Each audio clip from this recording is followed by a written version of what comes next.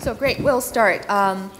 This session is actually the only session of the summer doubles this time that's purely energy focused. And then we know that we're seeing huge transformation in the energy sectors in terms of the global landscape. And today we have a very good mixture of our panelists, because we have big voice industry giants, we have innovators, and we have professors and scholars. So I think it's a very good background. So we can really look backward and look today to bring everyone on the same page and to see what are the latest updates in terms of disruptive technology of the sector. And also we will be looking forward and see where we're going in terms of the country policies, and also in terms of corporates, and how do we cope with all these disruptive technologies, and how can we smoothly transit from traditional energy to clean energy. So that's basically the agenda of today's panel. And then I'll have a very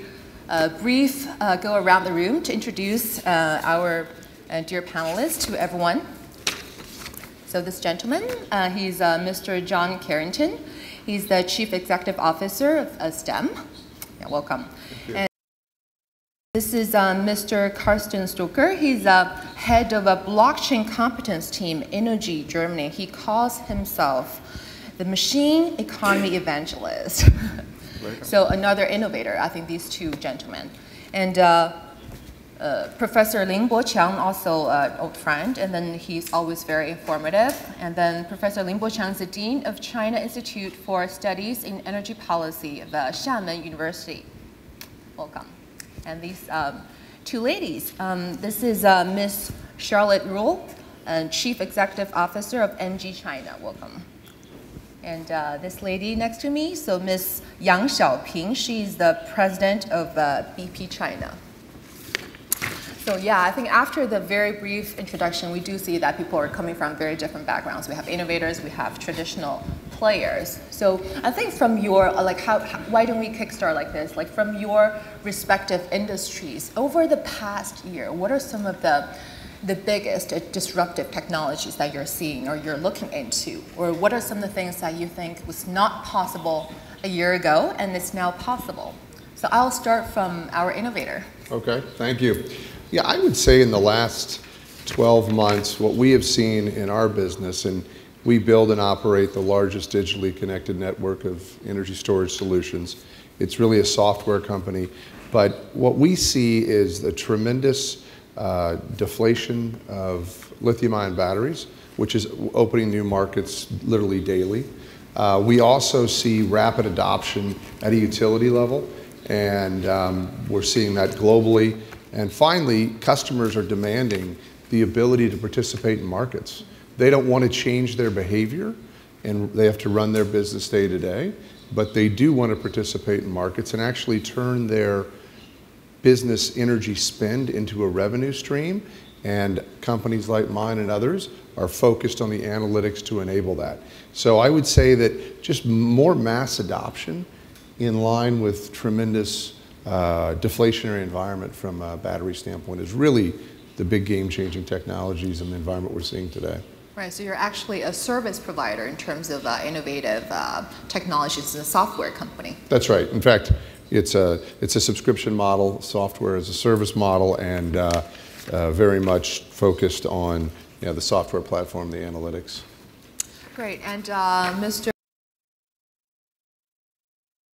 This machine economy evangelist, like, what does that mean? And what do you do? Like, why? Because we see that you're the head of the blockchain competence team of ENGIE Germany. And then I saw some very interesting tagline from your company. It says, ENGIE is a colorful, flexible, full of energy and creative ideas. That doesn't sound like some of the, the catchphrase for the energy sector, like traditionally. So can you tell us more about it? Sure. So at ENGIE we are both. We are big incumbent because we are running a large renewable fleet. We are running large distribution grids. So we have retail business and e-mobility business. And in addition, we have an innovation team. Innovation team is working in full startup mode. And of course, we would like to work on the next business models for the up. In addition, so we're working also on transforming and reinventing the energy system. And one of the key hypotheses we have is, building upon what John said, that a lot of assets are now being connected to the grid. The assets are connected via Internet of Things devices. The assets are made intelligent, autonomous assets. And what we are looking into in our machine economy, we are looking in the future transaction layer to enable the assets to do transactions among each other, which basically means I have an asset, I put analytics algorithms on top of the assets, I include blockchain, and with blockchain we transform an ordinary intelligent asset into an economically independent device, which means it's a micro-organization that can transact with other machines, with other assets. It's a micro-organization, each asset with its own. And in addition, we are also looking, of course, into cybersecurity, because when all the assets start transacting among each other, we don't want to screw up our critical infrastructure. And for that reason, machine economy for us means blockchain, IoT, analytics, and cybersecurity.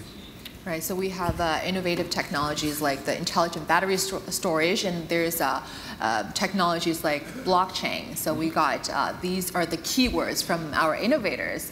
And then to Professor Lin, because you have a very thorough study on the industry, the entire landscape. So we want to look back over the past 1 year. What is your key finding in terms of the areas you're looking into, and what are some of the most outstanding disruptive technology? I think that's a lot of technology coming out. Some of them are economical, some of them are not.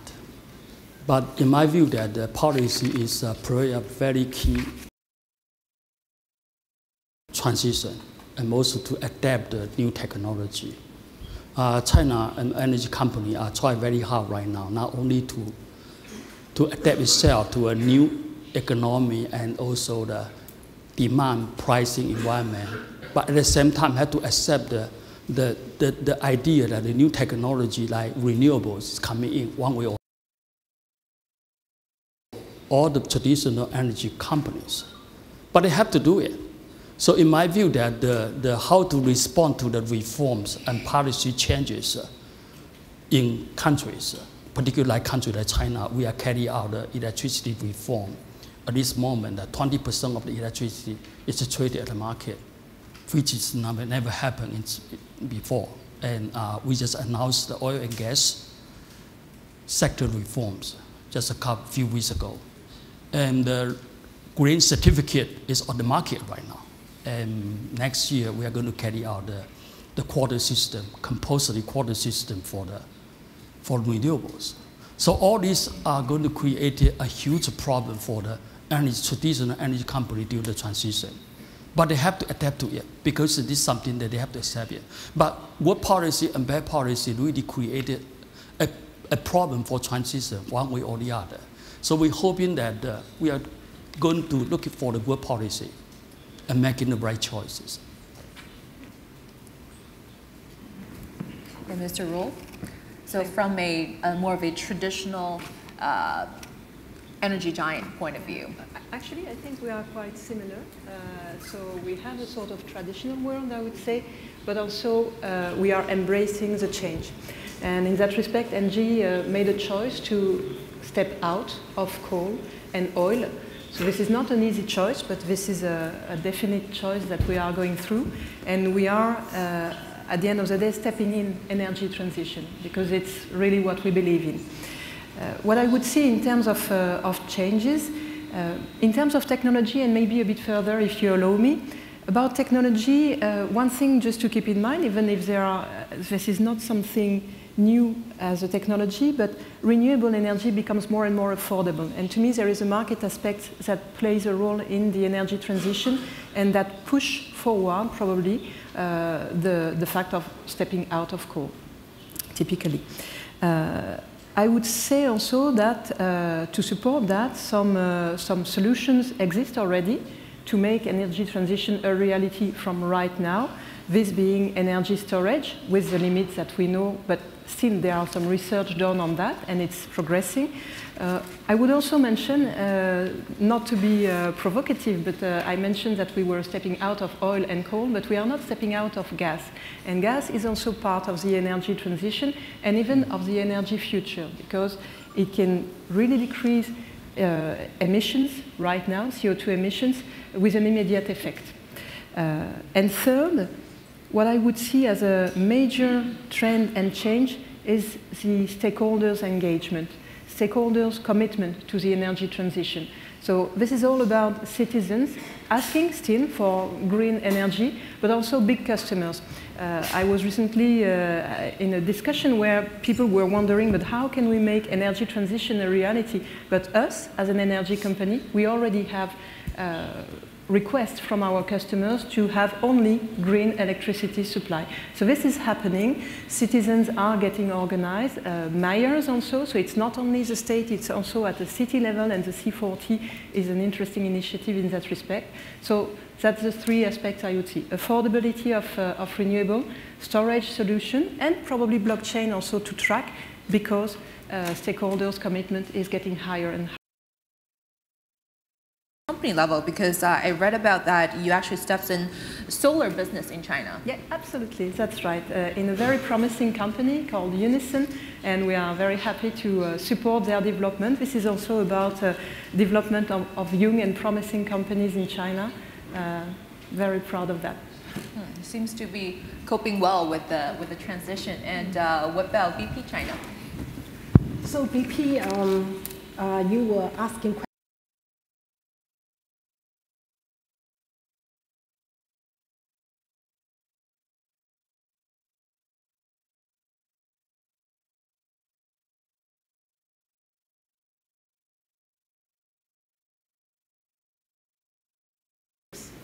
I think the industry have made really a good progress. And from the stats review, it's clear that energy market is truly in transition. The good news is, at the end of, if you look at 2016 data, renewable energy growth was 12% in 2016. And if you look at the coal consumption, it's actually the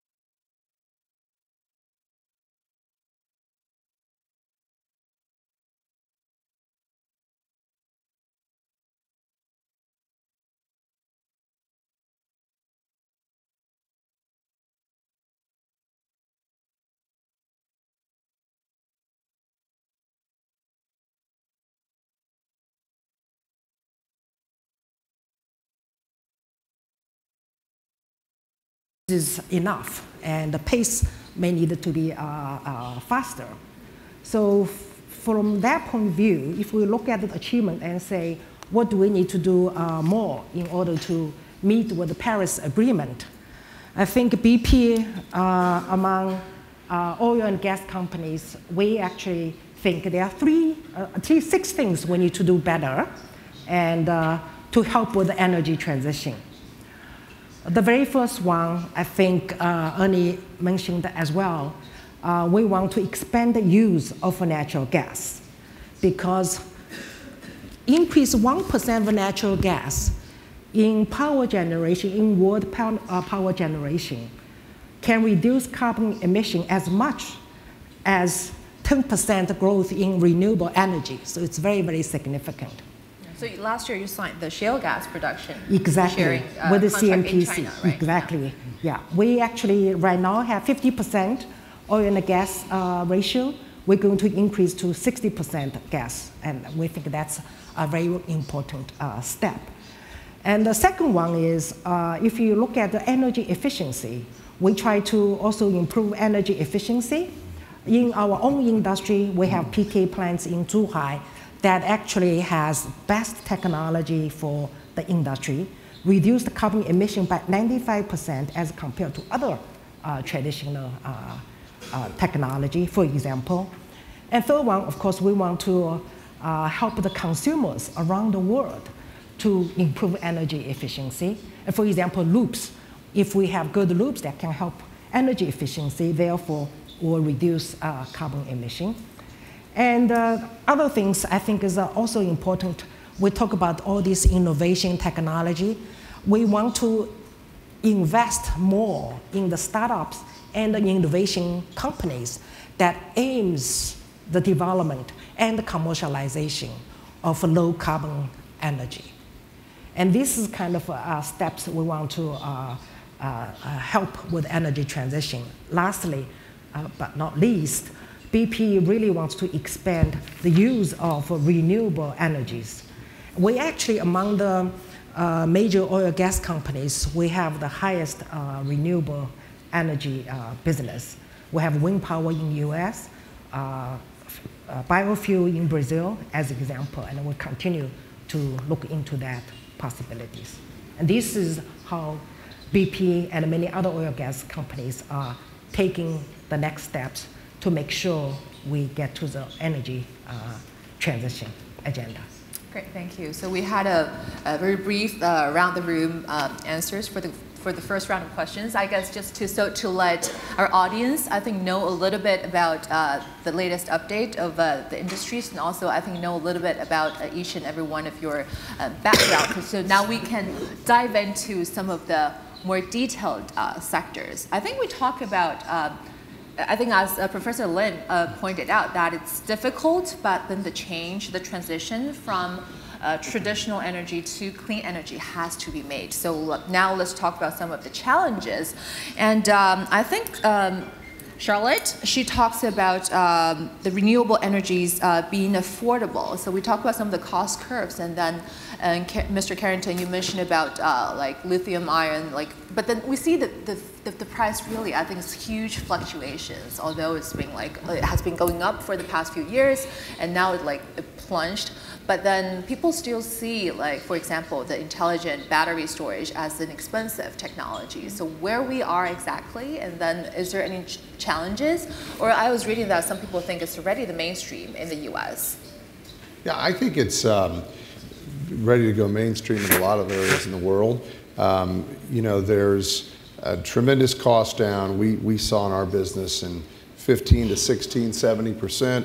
We saw 30% last year, expect the same this year. I think the real wild card in the battery storage side is as EVs become less efficient for the car usage, the grid side is still available. And so that secondary use market is starting to come in over the next 2 to 3 years, whereby the automakers will have to change those out. They'll come to companies like mine and others that will be happy to utilize that from a grid standpoint. That will drive costs down. Again, sequentially, my view is below $100. I think that much like solar, you'll see this resolve to a cash cost level, because scale is really what drives the cost down in this space. And I go to Korea, China, Japan. I've seen all the big manufacturers over the last 18 months. And to a manufacturer, they will tell me they are continuing to add capacity. They feel like in Korea particularly, this is a foundational product for their country. They miss solar, if you will, so batteries are not something they're going to miss. And so you have the Koreans, the Chinese like BYD, and the Japanese, none of which are going to necessarily acquiesce the market. So it's really created an oversupply as oils come off $100 and EVs have not taken off maybe to the level they expected. So there is a massive amount of oversupply today that's continuing to drive down this cost. Every cost deflation opens a new market for the grid and the energy storage side of our business and others. So I think you'll continue to see it come in. I don't see another technology really responding as quickly as lithium ion does, and the technology they have, the bankability they have at these big companies is pretty compelling, I think, for the space. But I just really wonder how the story goes in China, Professor Lin, because we've been talking about things like smart grid for the longest time, and then you mentioned it's still difficult, and then we know that for these renewable energies or clean energies like solar or wind, in the like before, in the past, it used to be a lot of heavily depend on subsidy, and then now we're seeing increasing capacity, and then we're seeing the cost like bringing down to lower and lower. But then still a lot of these renewable energies got wasted. We call that 气风, 气光. Yes. So like, why does that happen? That is why the policy is quite important to guide the investment of renewables.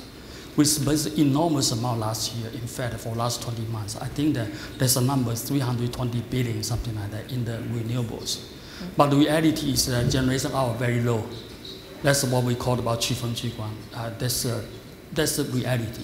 The reason for that is that the resources are normally located very far away, and there's no market there. And given the current largest surplus across the country, it's very difficult for those power to settle the load centers. So the result is you invest something, you build something, but it's not much use. So that's why the policy really have to step in, not only to guide the investments. For example, we really prefer the microgrid distribution in the load center, in the place where the market is ready. Not in the places so far away, there's no market there whatsoever. So the policy not only to guide the investment toward the places where they can be utilized. Also very important that to address the current problem. You build it already, how are you going to solve the problem? You're not going to let those machine capacity just stand there, not much useful. So right now, I think that that's good step has been taken already. There's a green certificate. It was issued a couple of weeks ago. And I believe it will be traded in the market very soon. But given that the compulsory renewable quota had to be there to support the green certificate, without that green certificate, it's not going to go anywhere. So I think that with a compulsory quota for renewables, we can basically more or less solve the problem of what we call the low generation hours very far away in those locations. But at the same time, we also try to have a policy to guide those investments into the place where we got the market, distributioners, microgrid. But the problem is that we have other problems for those investments. So we need to figure out step by step what are the policy needed for solve the market problem. What are the policy needed to guide the investment toward a place where it's useful? So in terms of challenges, like what do you think would be like the key challenge? Do you think it's really, like for example, China is so huge, so it's not, I think it's not as easy as the country, for example, like Germany, the size of Germany, because you talk about a lot of these plants are really far and remote. It's hard to like maybe even through this like super high pressure power grid and then also to have all those micro smart grid. So that's more of a, feels like from a planning and from a technology perspective, or do you think it's more of a policy? Do you think the country, they have some sort of a preference to still the traditional energies like coal, 火电, and those kind of energies? I think it's more, right now, I believe it's, the technology is basically there. The super high, high voltage, it's all there. And then the cost of renewable is so low at this moment that whatever government subsidy is sufficient to cover it. The main problem is hours. You don't have generation hours. You are too far away from market. So just technology, it seems to me, is not enough to address renewables. So the policy here, as I mentioned before, that really have to step in to support the transition. From the German or American innovator perspective, do you have any solutions to that? Yeah, I think we need a two-pronged strategy. On the one hand side, so we are adding a lot of assets, decentral batteries, solar, wind, small assets to the grid, especially in Germany. And of course, in Germany, we have the challenge when we add the assets to the grid, it's a redistribution of wealth bottom to top, because the people with their houses living in the remote areas that can afford the solar cell, they buy the solar cell, get their tax cuts, and contribute to the German energy transition. I think, of course, when the cost curves are coming down, then it's much more affordable and people can add much more renewables on their rooftops, their batteries, all these kind of things. On the other hand, I really like what China is doing because, so on the one hand side, we have this decentral approach, bottom up. On the other hand, we have more kind of top-down approach, and I really like this. I think we need both approaches, because what Chinese researchers estimated is that we need 50 trillion to do a total transition of our global energy system, which means we add solar at the equator, we add wind at the Arctic Circle, and harvest the energy there, and transport it via high voltage grids to the consumers. And I think this is very promising, because 50 trillion is half of the global GDP in 2025, which means the mankind, humans, can afford this to build such a global renewable infrastructure. And I think this infrastructure can only be built, it's being driven top-down by policymakers. And that's promising. That's more going in a kind of more utility scale, large utility scale approach, and not this decentral approach. But in the end, I think we need both approaches. I think that we need to have a combination of technology advance together with the policy guidance. For example, in China, we like distribution. Every time we set a very high target for distribution, but there's not much distribution there. Why? Because look at the city, where we really like the solar to be. But there's no, we don't have a rooftop. We all live in the high rise, and that rooftop belongs to somebody else. So our electricity tariff is heavily subsidized. And our consumption per household, small household, 3 are very small. So put together, there's no incentive, there's a physical limit.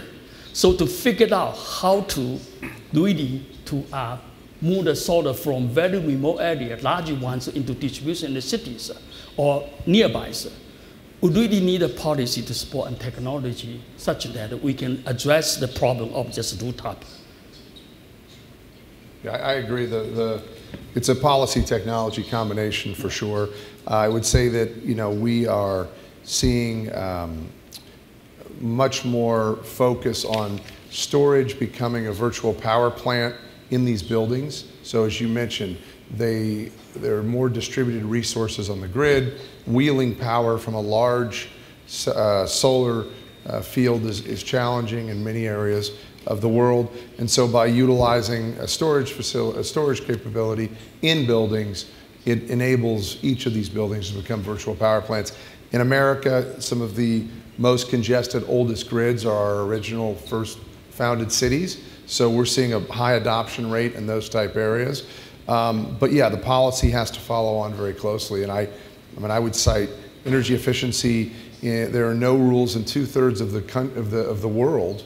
2/3 of the countries do not have an energy efficiency plan or policy in place, which is very surprising to me, because that is obviously a very large utilizer of energy.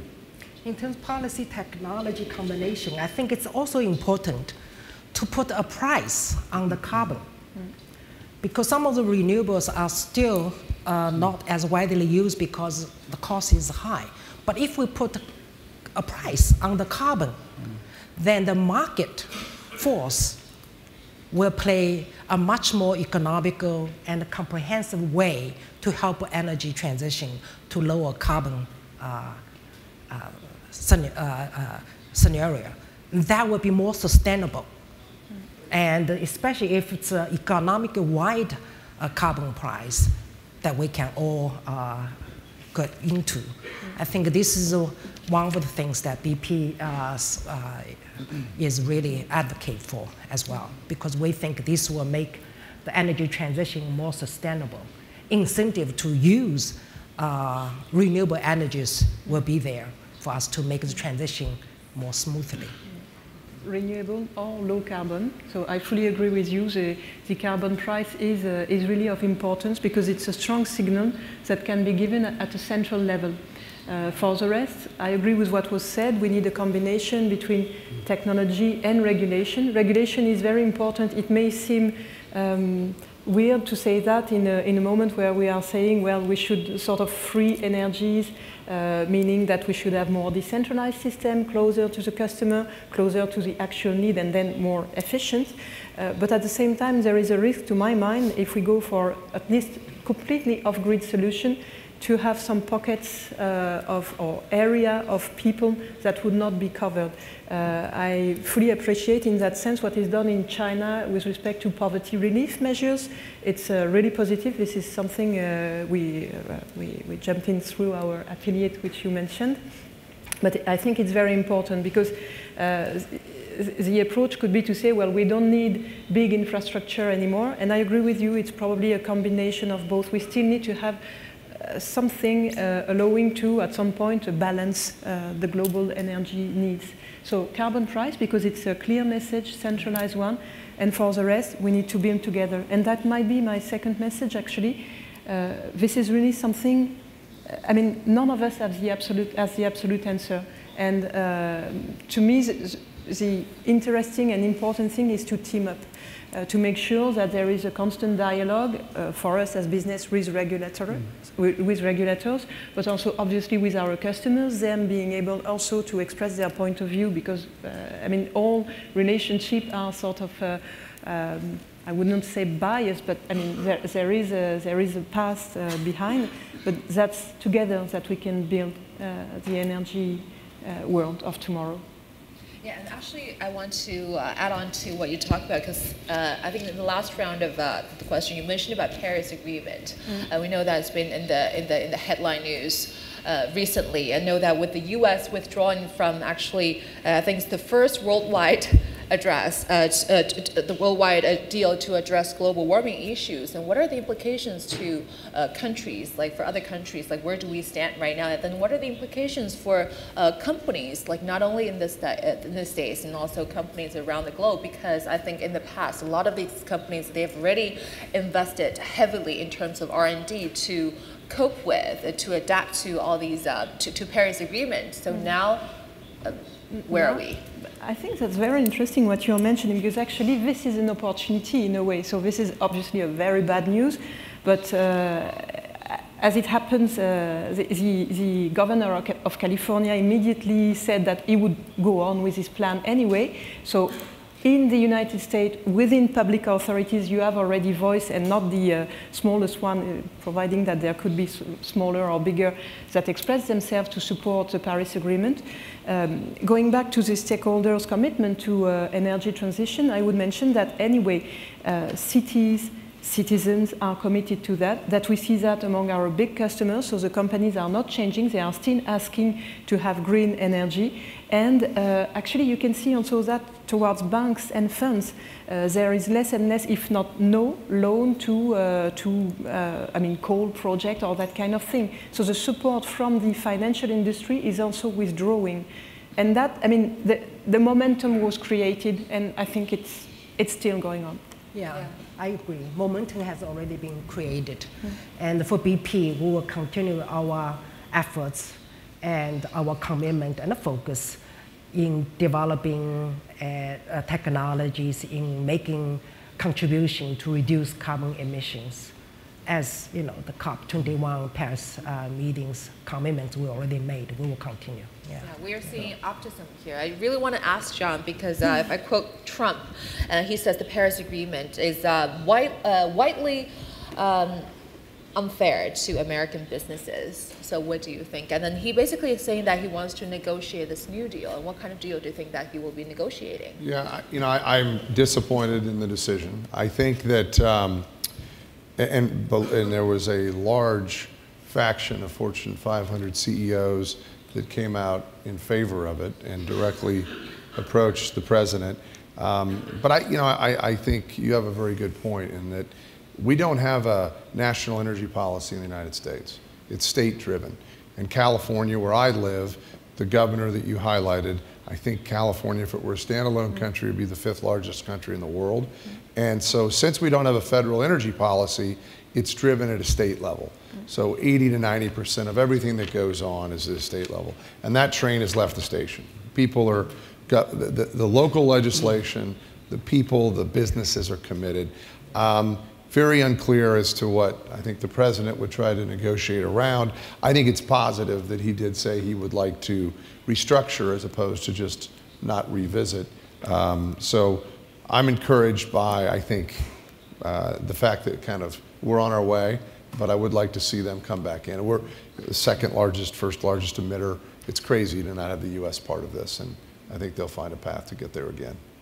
Yeah, I think you mentioned an interesting point about the U.S., how the country has no federal energy policy. And then I really want to ask Professor Lin, so what are the implications? And then for China's case, obviously, I think we do have the national target. Then, so what are the differences between these two kinds of systems? So that's more of a spontaneous question. And also, like for China's case, like after the U.S. withdraws from the Paris Agreement, so where does China stand? Well, China definitely is all national policy. Okay, so the leadership is very clear. We are going to continue to support the Paris Agreement, and in addition to what we commit to, we possibly advance the years of emission peak. So everything is in the momentum. Now, what is unfair is that if U.S. begin to reduce the energy cost, unless you guys are willing to step on to take on the cost, okay, whatever the emission cost. But China and other countries are adding up the cost. For example, we are going to implement the carbon trade and carbon market, and which is going to be the cost for energy market, for energy company. And you guys are reducing the cost, we are increasing the cost. How are we going to compete in the future at any global market? So those are the really unfair, really, for the other countries. As I said, unless you as an energy company willing to meet whatever the agreements you guys commit before, but it's not, that's bad news, yeah. But China, we will continue to support it. And you're going to see the carbon market, carbon trade, you're going to see the compulsory renewable quotas. Everything is really toward the transition. In fact, China has a 20 to 25% surplus in energy at this moment, electricity and coal. But China still invests heavily, very heavily on renewables. Why? Because we know the transition is very important. We know low carbon is very important for all of us. The best choice for China is don't build anything at this moment. Okay? But we already stopped the coal-fired power plant. We stopped it. It's still coming in, but it was a decision made before. But there's no new one coming in. All the new ones are all basically focused on the nuclear. Those are the renewable wind and solar. But so the China commitment is there, but U.S. company really have to stand up to I agree, and believe me, the executives in the United States echo your concern, and I respect and admire the energy policy in China and what you've done here. It also helps from a financeability standpoint. Clear policy drives financing, and without it, your cost of capital is much higher, and that's a big issue as you think about what is going on in the United States today. So I look forward to more stability around this, and again, commend you for what you're doing here in China. From BP's stats review, it looked like I mentioned about coal consumption last year was decreasing sharply and at record low since 2004. Those are contributed by China's efforts, as well as U.S. actually, because shale gas was at lower cost. Therefore, lots of power generation switched from coal to gas based. So actually, U.S. has, from that perspective, made good contributions. It's not necessarily policy per se, but it's economic driven as well. Shale gas cost was lower. Yes. I would like to add, because Lynn, you mentioned nuclear. There are two types of nuclear. There's nuclear fission and fusion. And from my perspective, so there is no space to burn any fossil fuels anymore. That's the reason why I invest a lot in renewables. Our best talents are looking into renewables. However, I think there's also nuclear fusion. And from my perspective, that's still an underexplored technology that has a huge potential to solve the energy demand on a global level if we master the technology. And from my perspective, it's even obligation to to also look in this technology and from a policy, from a government financing perspective, to make sure that we go further ahead to bring it to a physical breakthrough and to a cost breakthrough, that we can add this to our portfolio of supply that drives a more cleaner and sustainable energy supply future. Yeah, I think in fact China has tried also invest in research and development in the area just mentioned, and we also invest in the ice hydro. That was being a news for last few weeks. So the investment is there, and of course the technology advances still needed for those, to be economical.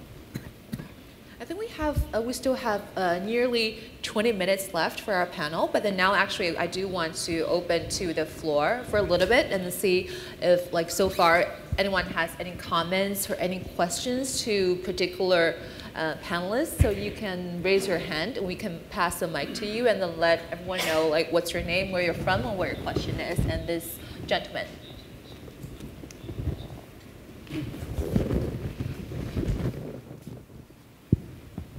Hi, Ken from Myanmar.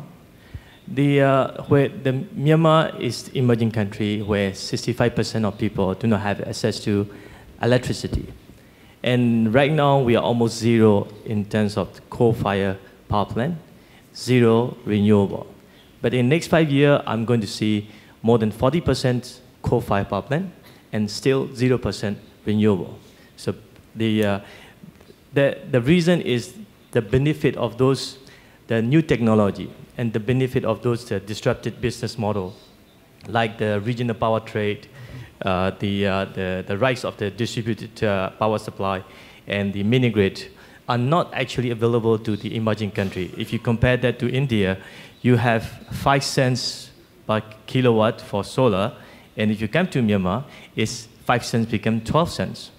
And for the business model like a mini grid where you can actually provide access to the rural, the population, these mini grids are not bankable. And even this is bankable, even the private investor are demanding 20% IRR minimum. So how can the leadership of this emerging country like Myanmar can have a cleaner option, yet affordable and bankable? So is there any comments on that? Thank you. Very good question, because we talk about the fourth industrial revolution and inclusive growth. So how do we achieve this kind of inclusive growth in this transition from traditional energy to renewable energy, to clean energy? So anyone wants to comment? From my perspective, as much as we scale renewable technologies in the developed world, we bring down the cost curves even more aggressive, and then it will be affordable for the developing countries. I think it's affordability, it's replacement of existing coal-fired, fossil fuel-burning power plants, but also, not sure about Myanmar, but in Africa, there's the issue of access to energy. A lot of communities, people don't have access to energy at all. And my view is, so in the developed world, if you drive down the cost curves much more aggressive, I think then the cost curve come down to affordable level in remote areas that we can provide access to energy to people. But are some of those like technologies for share? Because we know a lot of these companies, they spend a lot in terms of early stage R&D, and also like for the case of China, where a lot of the other countries, it's heavily subsidy dependent, but then for some other emerging, like other smaller emerging countries, the companies or the country, they might not have that much resources. And then how? I think that the emerging country, if China, consider China as an emerging country, the problem you have can be solved. China is 100%, even though we haven't really talked about it, but China achieved 100% electrification. This is really remarkable achievement anywhere in the world. But we did it. So this is, in my view, is together with the policy and technology. The people willing to go there, the government willing to commit for it. And there's a technology support. I think the technology is all available. It's also available to Myanmar. I'm pretty sure about that. It's mainly the policy determination. Of course, they also got to do with economic growth.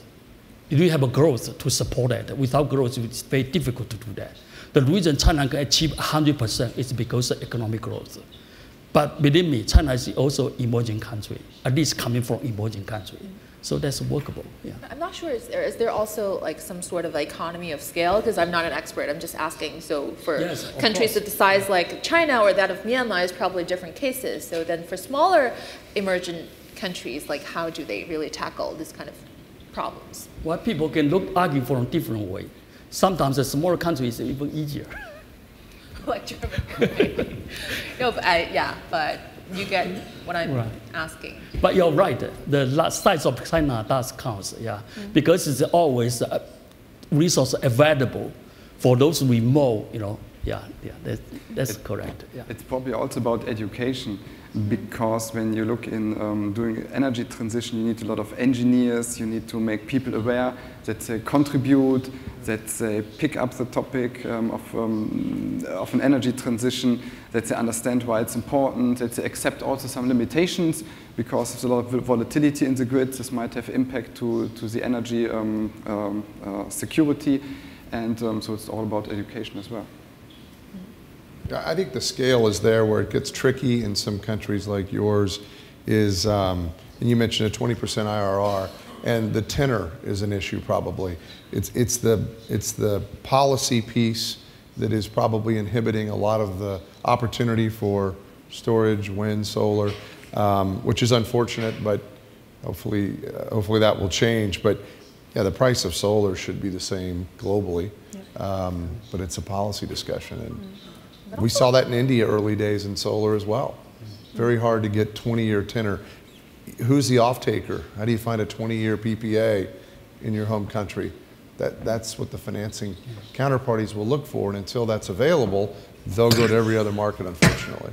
Yeah, I think based on my knowledge, and some actually China, I think together with this Belt and Road Initiative and also economic initiatives like the AIAB, they're actually sponsoring some of these projects, I think along in all these other emerging countries, like for similar projects. Absolutely, and it can be something of interest for businesses also, because I mean, we have probably own some programs about skills sharing and about corporate social responsibility. This is something that we consider as important, and that can help in that kind of situation. So I agree with you, the cost is still a solution, I think already, but then there is a question of raising awareness towards people in the country so that you educate them, but awareness towards us also so that we go and we develop there. Regulation, I think, is also a key, because if it's too difficult, too risky to invest, there will be some questioning, definitely. I see another question from there. Can we help to pass the mic? Thank you.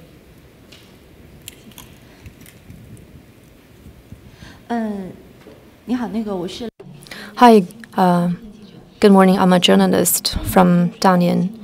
In terms of the development of new energy, for example, electric vehicles, etc., I want to ask Mr.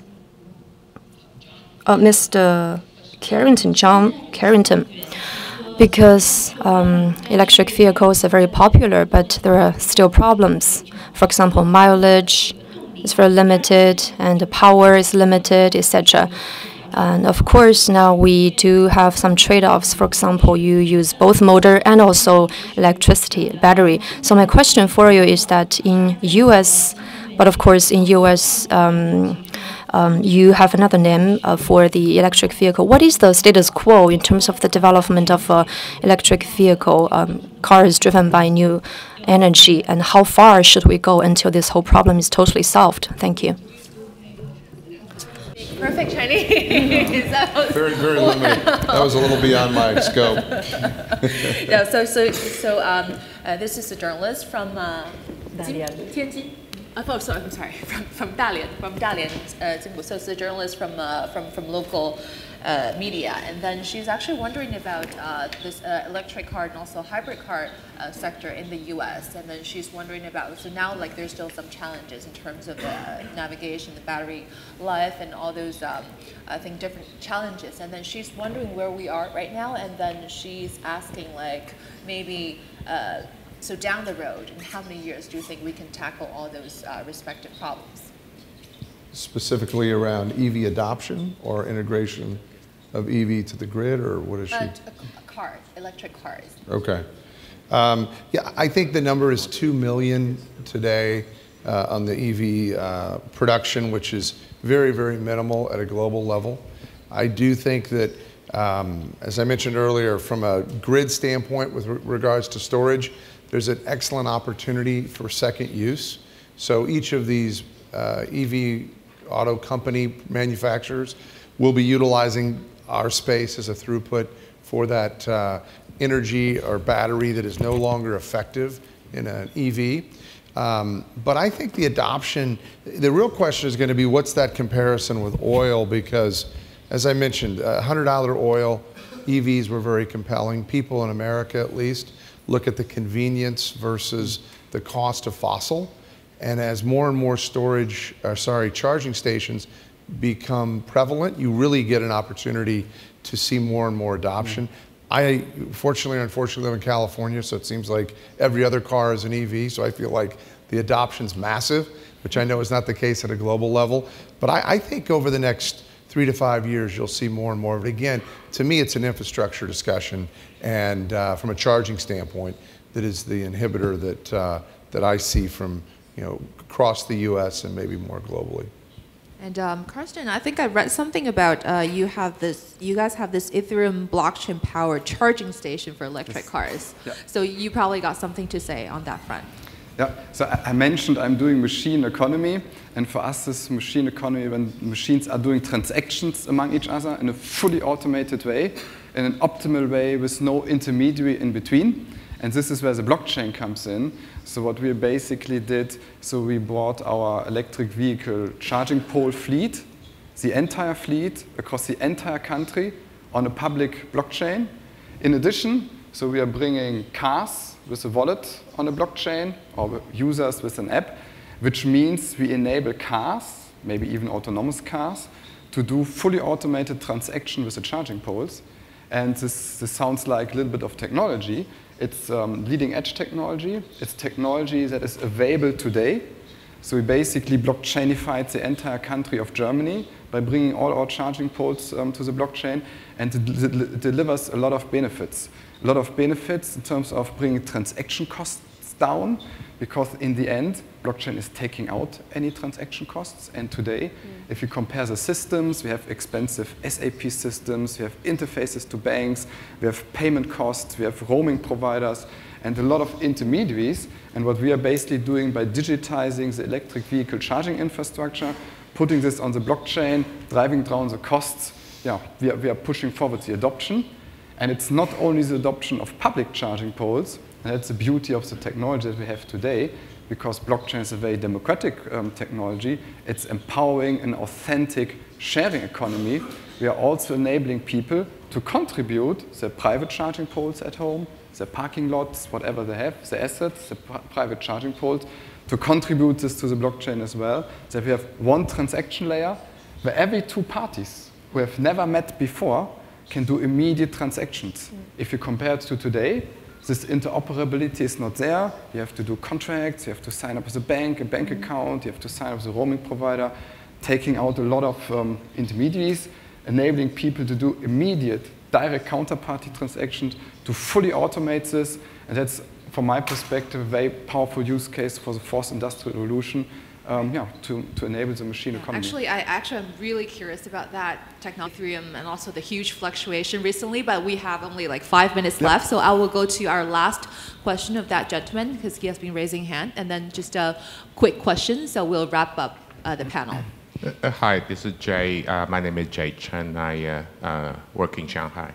My question is really about in this hot pursuing of the new clean technology, how we set standard for the industrial manufacturing basis and measurement that make sure whatever we do in pursuing this new technology that won't have other consequences.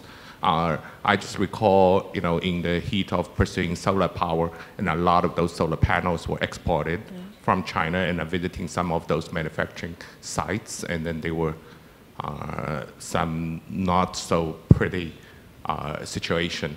So in going forward, of course, natural gas certainly is, but in other pursuing of these new, you mentioned nuclear and other alternative energies, what are the measures that, in your view, could be taken to assure that this new pursuit that set the high standard that whatever we are transforming into will have minimal environmental consequences? I think I can provide one view. May not be complete to solve all the problems, but let's say for industry, the PTA industry that BP is in, we have our phase 3 best technology there in Zhuhai, Guangdong. So if we have a price on carbon, that is a benchmark methodology. Now you can say the carbon quota for BP's PTA plant at 1 quota using historical level to say you need to reduce 10% a year or whatever that is. Or you use a benchmark methodology to say in this industry, this is the lowest carbon emission that every other PTA plants, if you don't have that minimum level, you should have a plan to reduce through certain years, or I will charge you for carbon price. Now, this kind of benchmark methodology for carbon emission reduction scheme can be used for steel, power, coal-based power plants, etc. And that way, we can continuously reduce carbon emission sustainably and will last for better. And that's why we advocate to put the price on carbon. This, to us, will harness the power of the market force to drive the behavior and incentivize for cleaner energy solution adaptation. So the price on carbon is definitely a very good indicator, and again, I agree with you on that. Another way to manage that is also about education. I really like the ideas that was mentioned a bit before, and what we do also in the industry is a full life cycle assessment of a given technology or project. And I think that's really important because typically what you mentioned, that towards batteries, that's a question. So we consider that because we will do solar and battery, it will be fully clean. Is it? Or is it on the mid to long term? So we need to assess that, which we do. And actually, typically on solar, it's more and more recyclable. So there is something towards that in terms of environment impact assessment, probably also by the regulators or at least by some legal framework, so it depends on the countries. But definitely communicating on that and giving access to information to businesses. Again, corporate social responsibility might seem a sort of gadget, but it works quite well. And that's what we saw with banks supporting and actually not supporting that much anymore, coal project. So giving a view on what it means to go for solar, for battery, for natural gas, hydrogen, is very important to allow people to understand what they are diving in for energy transition. So I would add that as an additional point for general information and then decision from people and citizens and policymakers. Great, thank you. Very informative answers and great questions, and thank you very much. We're actually right on time, so it's very informative and very interactive session, so very great recap of where we are, and I think a great outlook of opportunities and challenges down the road. And thank you very much for making it a very interactive and insightful session. And thank you everyone for joining us. Thank you.